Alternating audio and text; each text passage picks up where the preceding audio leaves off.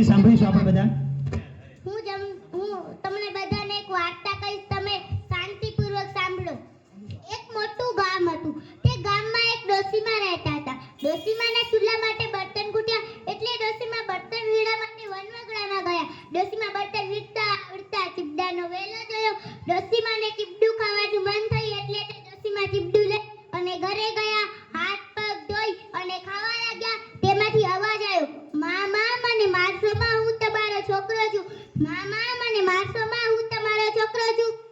તો એમ કહીને ડોશીમા ગભરાઈ ગયા એટલે ચીપડાને થોડેક દૂર રાખી દીધું અને તેમાંથી એક છોકરો બહાર આવ્યો. તેનું નામ રાખી દીધું સાંગો. થોડીક કલાકથી સૂતી ગયા એટલે ડોશીમાને બર્તન કૂટ્યા. ડોશીમા બર્તન વીણવા માટે વનવગડામાં ગયા. બર્તન વીણતા વીણતા ચીપડાનો વેલો જોયો. ડોશીમાને ચીપડું ખાવાનું મન થયું એટલે તે ચીપડું લઈ અને ઘરે ગયા.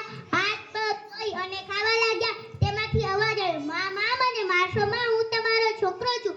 મામા મને મારશો માં, હું તમારો છોકરો છું. ડોશીમા ગભરાઈ અને ચીપડાને થોડેક દૂર રાખી દીધું.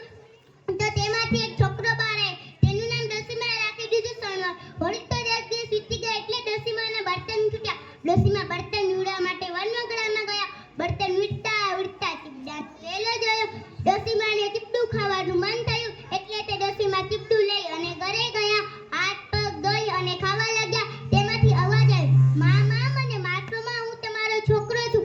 મામા મને મારશો માં, હું તમારો છોકરો છું. ડોશીમા ગભરાઈ અને ચીપડાને થોડેક દૂર રાખી દીધું. તેમાંથી એક છોકરો બહાર આવ્યો. તેનું નામ ડોશીમાએ રાખી દીધું લાખો.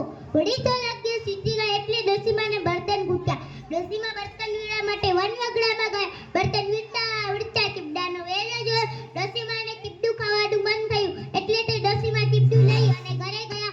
હાથ પગ ધોઈ અને ખાવા લાગ્યા. તેમાંથી અવાજ આવ્યો, મામા મને મારશો માં, હું તમારો છોકરો છું.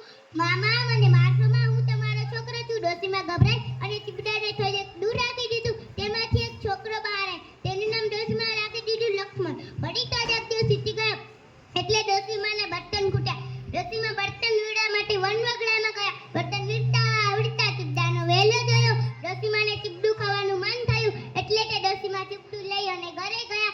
હાથ પગ ધોઈ અને ખાવા લાગ્યા. તેમાંથી અવાજ આવ્યો, મામા મને મારશો માં, હું તમારો છોકરો છું. મામા મને મારશો માં, હું તમારો છોકરો છું. તો ડોશીમા ગભરાઈ